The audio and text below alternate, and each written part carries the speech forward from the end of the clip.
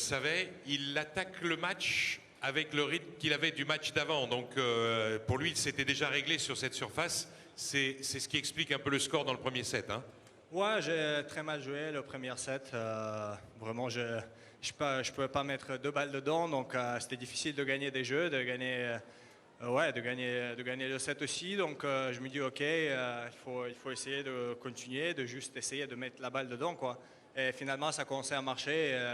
Le deuxième et troisième set, je fais un super match. Lui, au contraire, peut-être il pouvait jouer un petit peu mieux, mais je suis content de moi.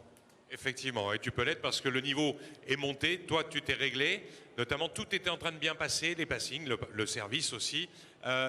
Ton niveau de jeu, il est en train de revenir. Je sais que tu es frustré des fois sur certains matchs depuis le début de la saison, c'est en train de se remettre un petit peu en place. C'est bien que ça se passe à Marseille ici, non?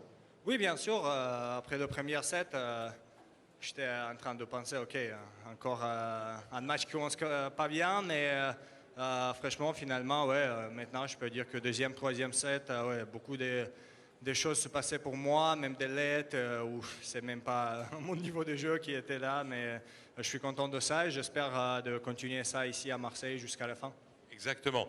Alors toi qui as vécu sur la Côte d'Azur, tu viens en voisin, ici tu connais bien, et puis c'est un vrai bonheur de te retrouver ici sur un tournoi français. Comment tu te sens? Je sens très bien, je suis content d'être là et je suis content de gagner mon premier match. Comme je dis, j'espère de gagner encore quelques matchs ici et je sens vraiment bien et ça fait bien de revenir. Exactement. En tout cas, merci. Prochain match, tu vas jouer un Français, Gilles Simon, un joueur qui n'est pas toujours facile à jouer, mais tu le sais très bien. Ça. Ouais, c'est difficile de jouer contre Gilles, toujours. Il court toujours bien, il ramène des balles toujours bien, donc ça va être un match, je pense, marrant et j'espère pour la bonne bataille. Bien sûr, j'espère de gagner, mais pour ça, il faut jouer bien et après, on va voir ce qui se passe.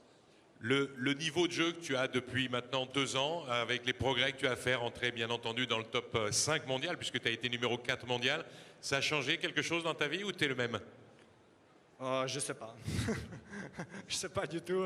C'est vraiment la question, pas pour moi, mais pour les autres autour de moi.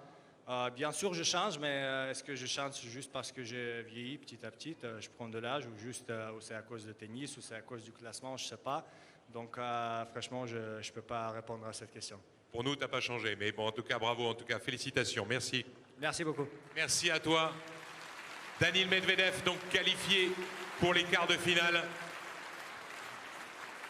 Lui qui a grandi sur la Côte d'Azur en grande partie, c'est ce qui explique son très bon français et donc qui lui permet de continuer justement de progresser et de le revoir ici sur un tournoi français, c'est encore également un grand bonheur.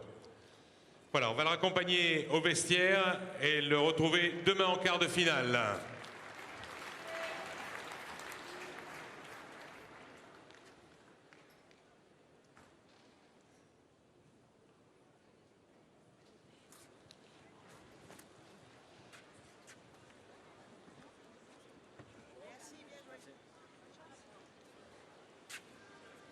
La programmation, vous la connaissez. Prochain match est prévu à 19 h, c'est-à-dire dans 1 heure.